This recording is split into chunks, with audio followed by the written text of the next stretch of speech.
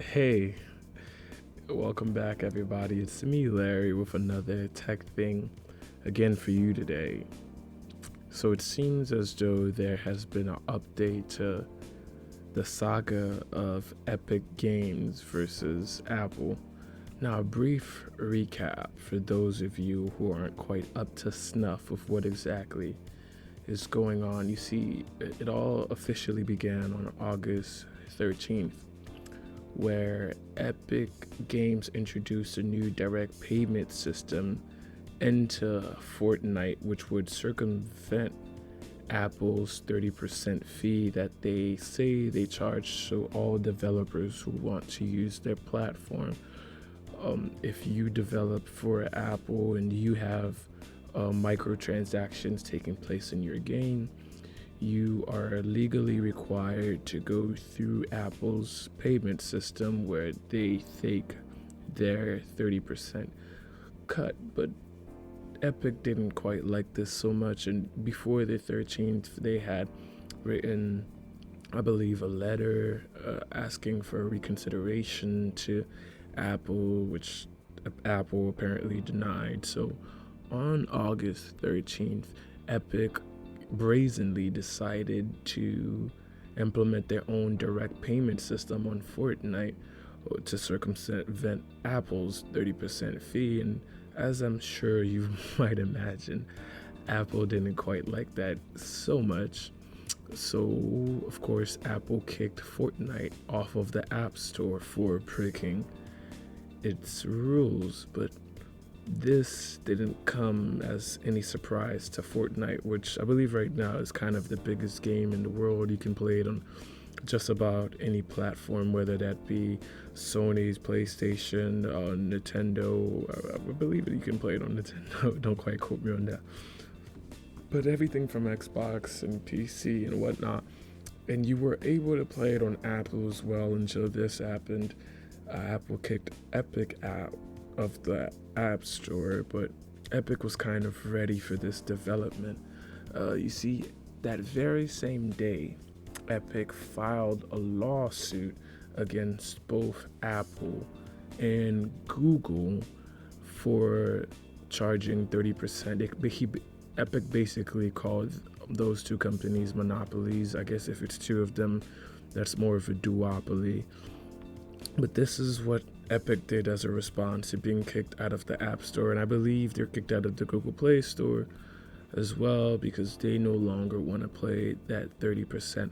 Now, although they're fighting against both Apple and Google, Epic seems to bear a deeper grudge against Apple because that very same day they released a video parodying Apple's 1984 commercial, which was Apple's basically taking a shot at PC back in the day and saying that we'd all become very monotone and boring and whatnot, and Apple was here to reintroduce color into our lives. And now Epic is accusing Apple of being the very same big brother they claim to fight against. I guess it's, as the kids say, you either die a hero or you live long enough to become the villain. It's as though in Epic's case, it sees Apple as the villain because they really don't want to pay that 30% fee. They believe that that's way too much. But Apple says, hey, everybody pays that 30%, no exceptions, Epic. No exception for you, but it has come to light that that's not quite true. Not only we know for a fact that Amazon doesn't pay 30%. I believe they pay somewhere in the neighborhood of 15%. And I guess Epic wants a deal somewhere along those lines or along those terms as well. But Apple had basically been going around and saying unilaterally everywhere everybody pays that 30%. But I guess that's not quite the case.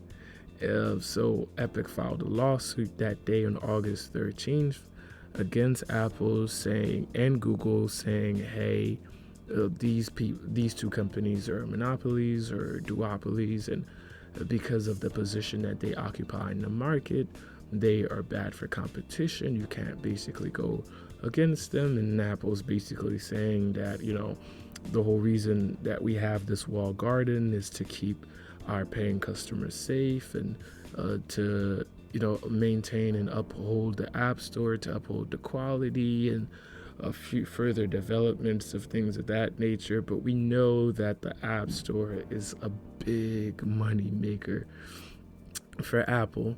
Well, anyway, because of all this happened, Apple wanted to completely remove Fortnite from Apple did remove Fortnite from the App Store, but they wanted to remove or revoke Fortnite's developer creds, or basically, Epic not only makes Fortnite, but they make something called the Unreal Engine, which other companies have used to develop games for the Apple App Store and the Apple ecosystem. Now, not only does Apple want to remove Fortnite from the App Store, but Apple wanted to remove Epic's developer rights as well, meaning the Unreal Engine. Now, I think this in of itself is a very shady practice, because removing Fortnite makes sense. Hey, these are the rules. You don't want to follow them, then you can go. You're not the first company we've kicked out for breaking the rules, and we wholeheartedly believe that you won't be the last company that we kick out for breaking these rules of the App Store. But when you go as far as to remove Epic Games' Unreal Engine, you're not only hurting Epic, but you're hurting a lot of other companies who have come to rely on that engine and who basically use that engine to develop games for your platforms. Companies who had nothing to do with Epic implementing their own direct payment system, companies who knew nothing about it, and who were simply trying to make the best products that they possibly could for your platform, Apple. And how were they to know that they could not trust Epic? I mean, you Apple have gone as far as to bring out Epic Games out during your developer conferences, specifically to demo the Unreal Engine and what it's capable of. Now all of a sudden you and Epic are no longer friends, and you want us to kind of bear the brunt of that responsibility. Well, anyway, on August 24th, Epic won a temporary restraining order against Apple. The judge, Yvonne Gonzalez Rogers, ruled that Apple can't terminate Epic's developer account. But Epic had also been at the same time trying to see if it could keep Fortnite on the App Store until, the verdict had been handed down on the case. But the judge as well ruled that the iPhone maker does not have to restore Fortnite to the App Store. Now, the development that took place yesterday on August 9th, 2020, is that the judge, again, Yvonne Gonzalez Rogers, refused to grant Epic's Games preliminary injunction against Apple that would force the game developer to reinstate Fortnite on the App Store, while simultaneously granting an injunction that keeps Apple from retaliating against the Unreal Engine, which Epic owns. So it may seem as though that there is no development, because these are the things that we already knew took place, that Apple can't remove Epic's developer account, and that Apple does not have to reinstate Fortnite in its current condition back into the App Store. But what's a little different is that what had occurred on August 24th was simply a temporary restraining order.